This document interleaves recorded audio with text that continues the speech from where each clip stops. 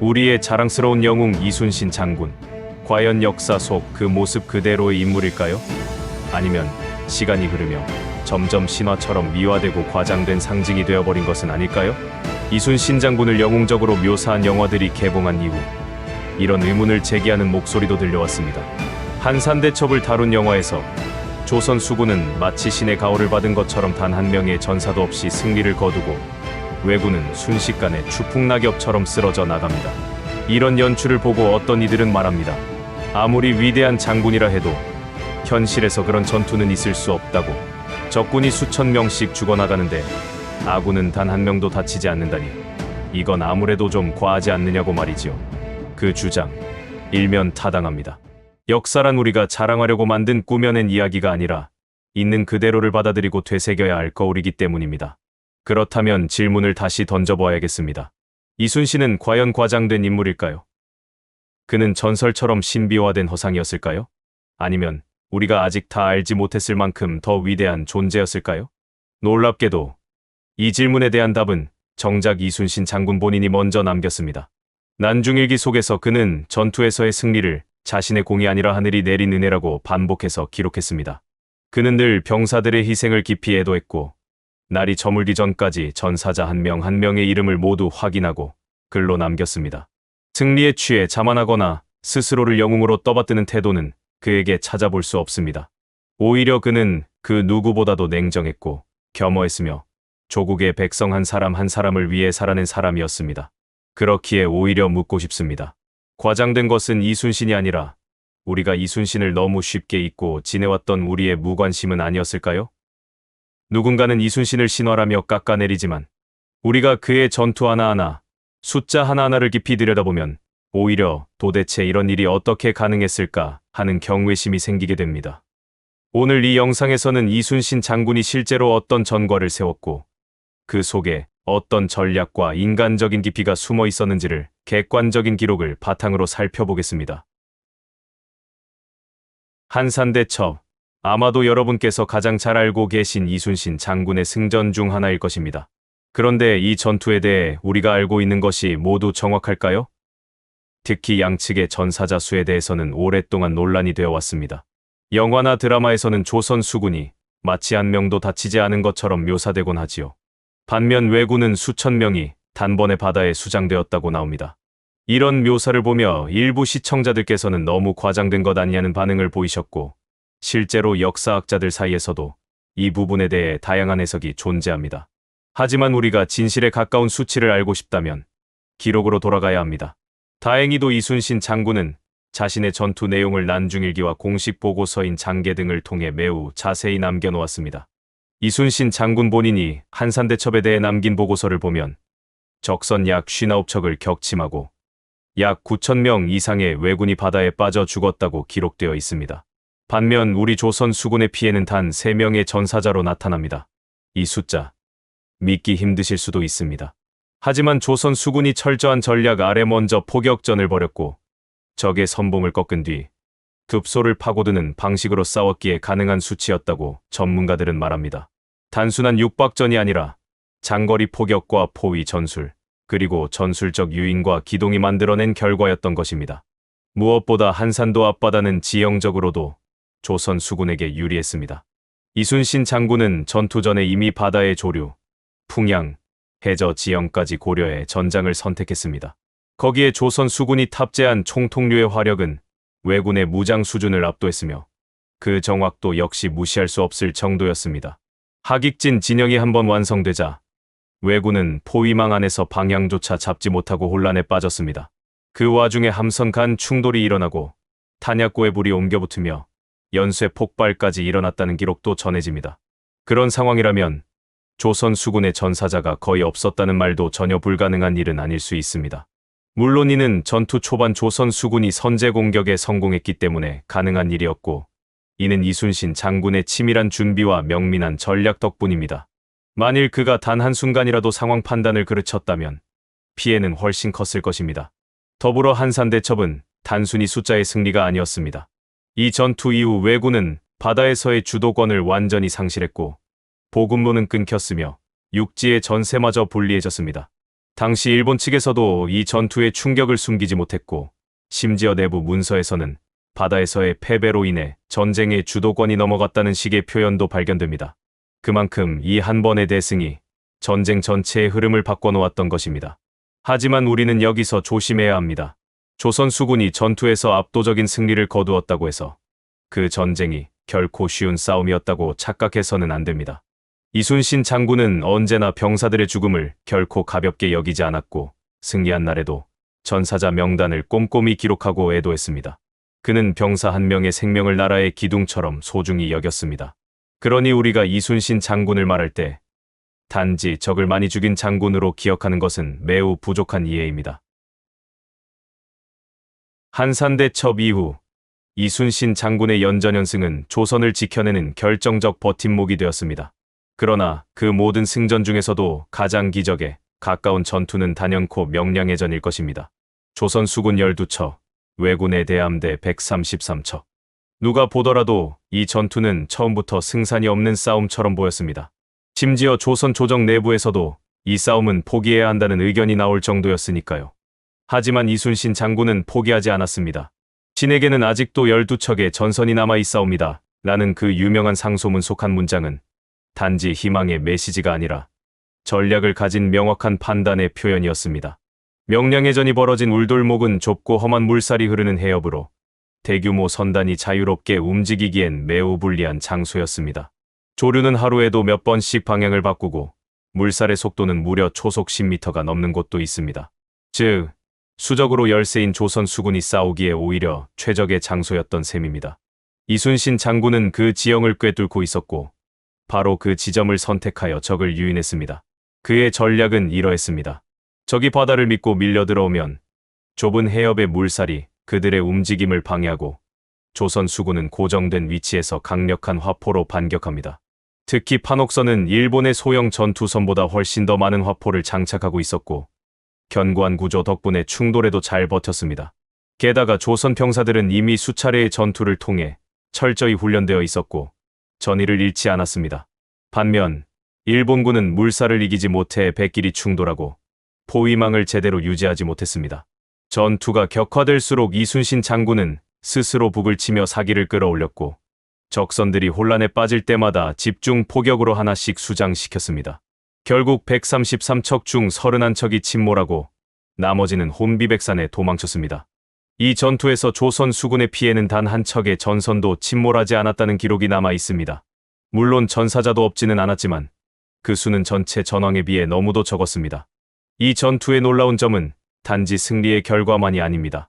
이순신 장군은 명량해전에서 조선 수군의 재건 가능성을 증명했고 백성들의 사기를 되살렸습니다. 당시 조정에서도 외국 사절들도 이 전투를 두고 말로는 도저히 설명이 안 된다고 기록했습니다. 실제로 명량해전은 세계 해군사에서 유례를 찾기 어려운 전투로 서구의 해전 전문가들 사이에서도 아직까지 분석 대상이 되고 있을 정도입니다. 수가 적다는 이유로, 지휘관이 두려워한다는 이유로 싸움을 포기했다면 지금의 우리는 존재하지 않았을지도 모릅니다. 이순신은 그 절박한 순간 단 12척을 가지고 나라의 명운을 바꾸었습니다. 명량해전의 여운이 채가 시기도 전에 한 가지 더 짚어보아야 할 사실이 있습니다. 바로 이순신 장군이 임진왜란과 정유재란 전체 기간 동안 바다에 수장시킨 왜군의 총 숫자입니다.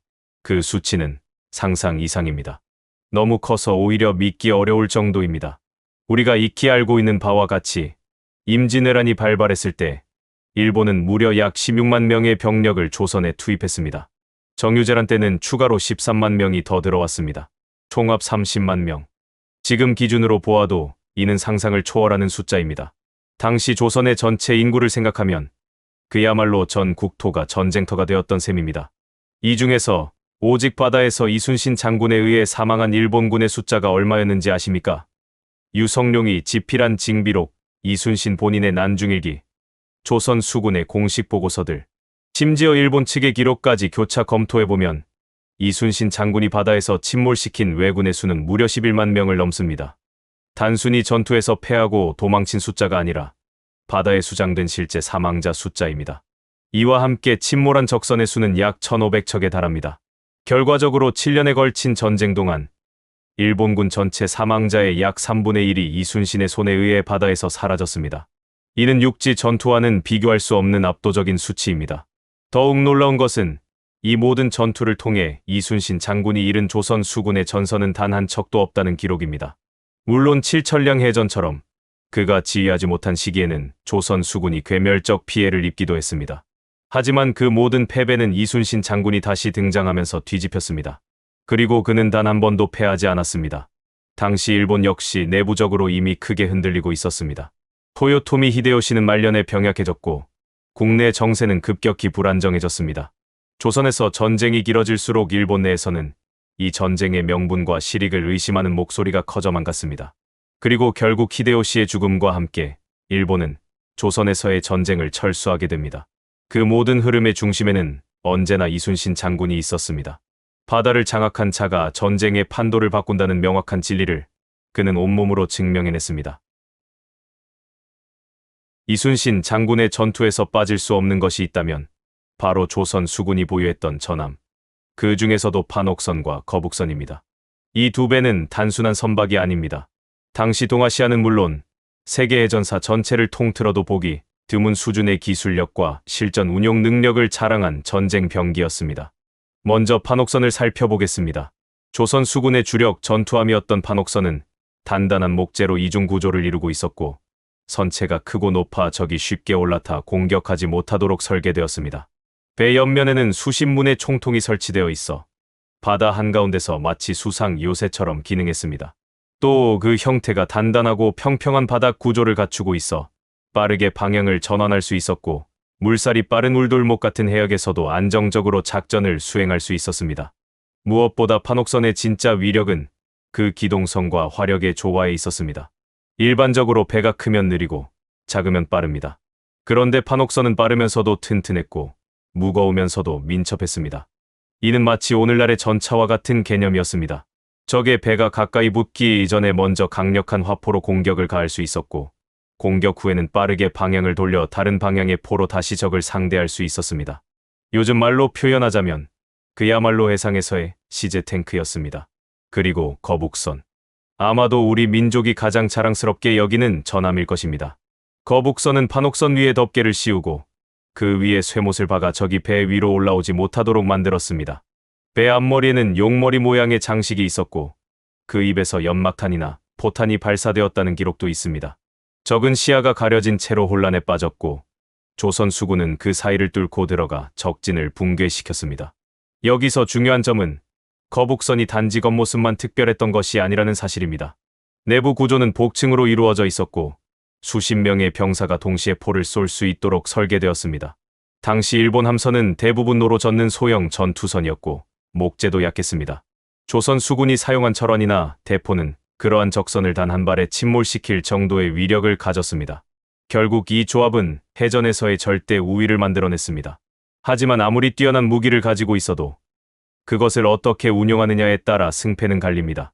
이순신 장군은 단지 무기를 많이 가진 지휘관이 아니라 그것을 가장 효율적이고 정교하게 다룰 줄 아는 지휘관이었습니다. 그는 각 전투 전마다 적의 병력, 지형, 조류, 바람의 방향까지 모두 분석해 화포의 발사 각도와 위치를 계산했고 심지어 거리별로 다른 장약량을 미리 준비해 놓기도 했습니다. 이처럼 조선 수군의 힘은 하늘이 내려준 것도 단지 운이 좋아서도 아니었습니다. 그것은 과학과 전략, 무기와 인간이 하나가 되었을 때 만들어진 진정한 의미의 국방력이었습니다. 임진왜란 7년 동안 과연 일본군은 이순신 장군을 어떻게 바라보았을까요? 그들에게 이순신은 단지 강적이었을까요? 아니면 감히 이름을 부르기도 두려운 존재였을까요? 당시 일본군이 가장 공포에 떨었던 이름은 바로 이순신이었습니다. 육지에서 아무리 승리를 거두고 조선을 깊숙이 점령하더라도 바다에서 이순신이 건재한 이상 전쟁은 결코 끝나지 않는다는 사실을 그들은 알고 있었습니다. 실제로 일본군은 조선의 항구를 점령한 후에도 수군의 보급로를 끊지 못했고 그 결과 육상 전선에서도 지속적으로 어려움을 겪었습니다. 이 모든 것이 이순신 장군이 지키고 있었던 해상의 벽 때문이었습니다. 그런데 이순신과 가장 대조적인 존재가 하나 있습니다. 일본군 내에서 지옥의 장수라 불리며 조선 수군에 거대한 타격을 입혔다고 평가받았던 인물, 바로 아지메 사토루라는 장수입니다. 이 인물은 칠천령 해전에서 원균이 지휘하던 조선 수군을 괴멸시키며 한때 일본군 내에서 영웅으로 추앙받았습니다. 그 전투에서 조선 수군은 무려 1만 명 이상의 병력을 잃고 거의 전멸에 가까운 피해를 입었습니다. 그러나 이 승리는 오래가지 않았습니다. 왜냐하면 그 전투에 이순신은 없었기 때문입니다. 조정의 정치적 모략으로 잠시 해임되었던 이순신 장군이 전장에서 빠져 있었고 그 공백을 대신했던 원균은 전략도 통찰력도 갖추지 못한 채 무리한 교전으로 수군을 몰살시켰습니다. 하지메 사토루는 이 틈을 노려 조선 수군을 무너뜨렸고 단 한 번의 승리를 얻어냈습니다. 하지만 그가 두려워했던 것은 단 한 사람, 이순신이었습니다. 이후 이순신 장군이 복귀하자 하지메 사토루는 단 한 번도 제대로 된 해전을 벌이지 못했습니다. 그는 조선 수군이 다시 세워지고 있다는 소식만으로도 퇴각을 반복했고 명량해전이나 노량해전 같은 결정적인 전투에서는 끝내 모습을 드러내지 않았습니다. 실제로 기록을 보면 일본군은 전장에서 이순신 장군의 깃발만 보아도 진군을 멈추고 뒤로 물러섰다고 합니다. 어떤 이는 이를 두고 이순신은 하나의 전술이 아니라 하나의 자연재해였다고 표현하기도 했습니다.